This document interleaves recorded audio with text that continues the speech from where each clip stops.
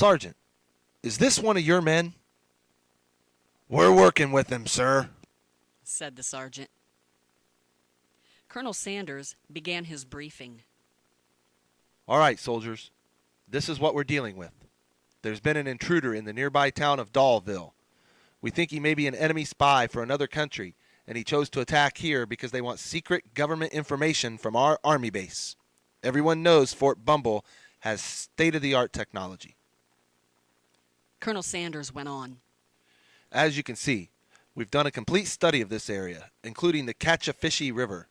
We believe our enemy is using the river as a hideout and will transport anything he steals by way of these waters. I'll answer any questions, but pay close attention. I don't like to repeat myself. Time is valuable.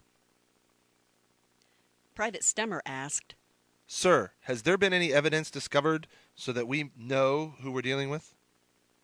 Colonel Sanders answered his question. Actually, we've been keeping it hush-hush until now. It so happens there's been considerable loss of life in the little town of Dawlville, just 10 miles due north. Private Fugit gasped.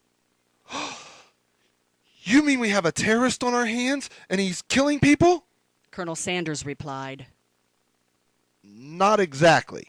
No people have been killed, but some small animals are missing and some bones have been discovered. Private Williams asked, You mean like goats, dogs, cats, that kind of thing? Colonel Sanders nodded his head and said, Yes, a few, but mainly chickens and rabbits and ducks. Chickens and rabbits? asked Private Stewart. And ducks, the colonel replied. Tyrone started to moan. Oh my, chickens and rabbits and ducks? Oh my, chickens and rabbits and ducks? Oh my. Colonel Sanders wrapped up his briefing. So, gentlemen, after a thorough investigation, we have come up with absolutely no evidence of an enemy terrorist. We only know that some pets and small animals are being captured and eaten. But think about it. A terrorist gets hungry. We must capture this invader and terminate him so that we can all get back to reality. I've called in special units from all branches of our armed forces. These men are professionals and used to surviving through the toughest of circumstances. We will not fail this mission. Do I make myself clear? The soldiers saluted. Sir, yes, sir. Suddenly, Tyrone stepped up to the colonel and asked, Hey, could you repeat that part about the chickens and rabbits and ducks?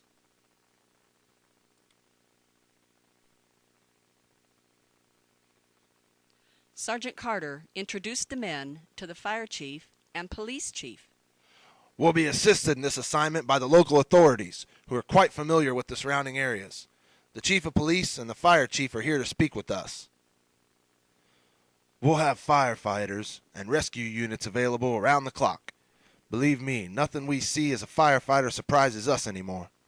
A while back, we had some monkey named George call the fire station.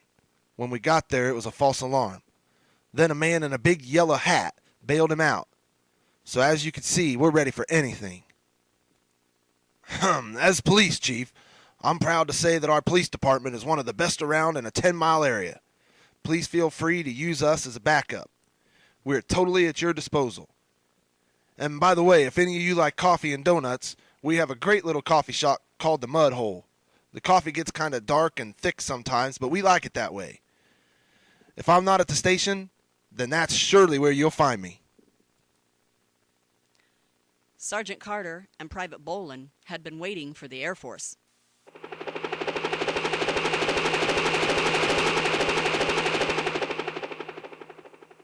It's about time. That helicopter should have been here 2 hours ago. Well, at least they made it. Let's go see what we got, said the sergeant. The pilot climbed out and waved. Whew.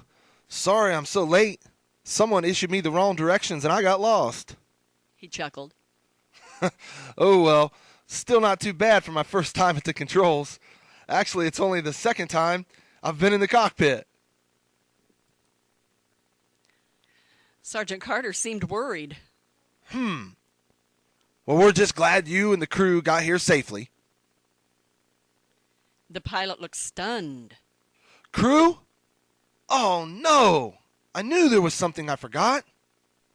I got a bad feeling about this.